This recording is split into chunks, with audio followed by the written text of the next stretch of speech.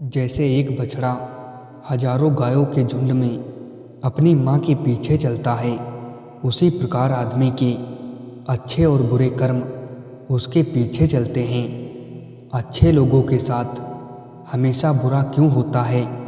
गीता में श्री कृष्ण ने दिया है अर्जुन को इसका जवाब। आपने महसूस किया होगा कि जो लोग अच्छे कर्म करते हैं वो हमेशा परेशान रहते हैं, वहीं जो लोग बुरे कर्म करते हैं वो खुशी से रह रहे होते हैं। अच्छे कर्म करने वाले परेशान होते हैं कि आखिर उन्हें इतनी परीक्षा क्यों देनी पड़ रही है, जबकि जो लोग अधर्म की राह में हैं वो खुश हैं और ज़िंदगी का लुत्फ़ उठा रहे हैं।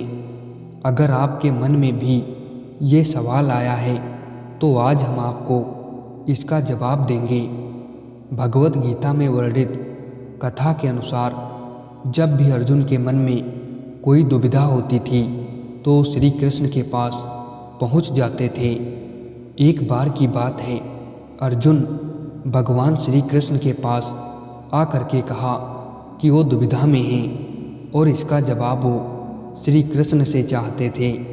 श्री कृष्ण ने पूछा कि क्या सवाल है?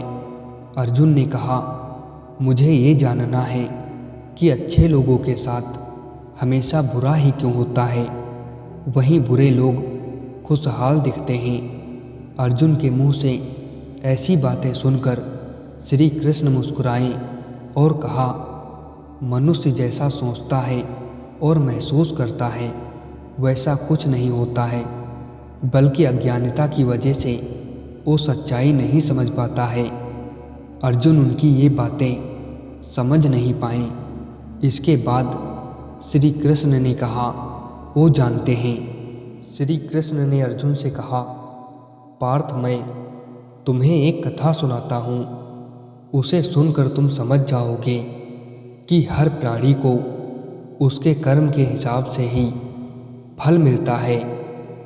प्रकृति हर इंसान को अपनी राह चुनने का मौका देती है। अब वो मनुष्य की इच्छा पर निर्भर करता है कि उसे धर्म की राह चुननी है या अधर्म की। कथा शुरू करते हुए श्री कृष्ण ने कहा, एक नगर में दो पुरुष रहा करते थे। एक पुरुष व्यापारी था जिसके जीवन में धर्म की बहुत महत्ता थी। वो पूजा पाठ में यकीन रखता था। वो हर रोज मंदिर जाता था और दान धर्म भी करता था और हर रोज भगवान की पूजा करता था। वहीं दूसरा पुरुष बिल्कुल विपरीत था।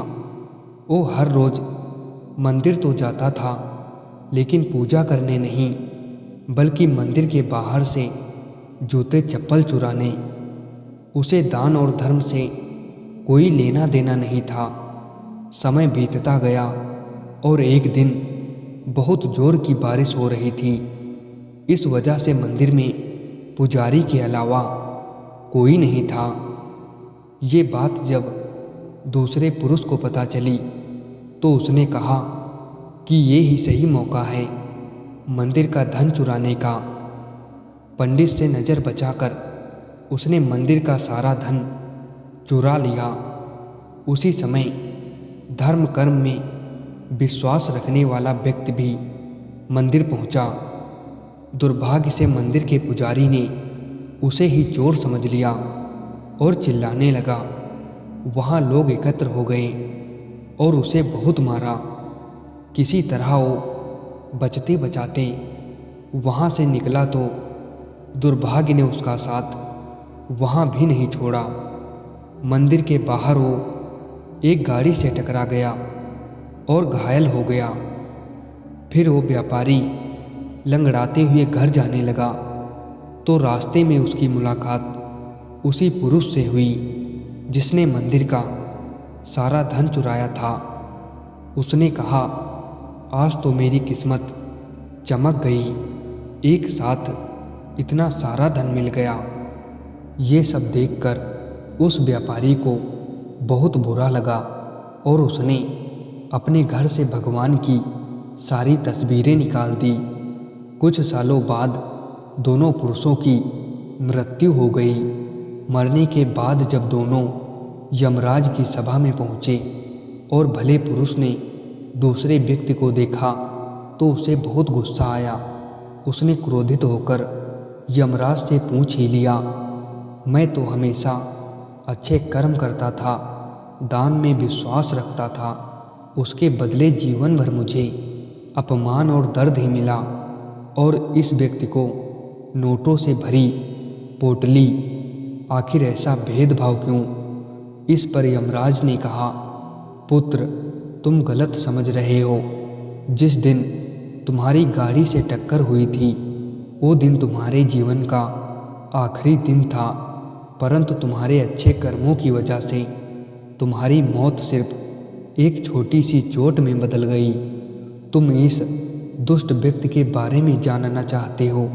दरअसल इसके भाग्य में राजयोग था, मगर इसके कुकर्मों और अधर्म की वजह से वो सिर्फ एक छोटी सी धन की पोटली में बदल गया।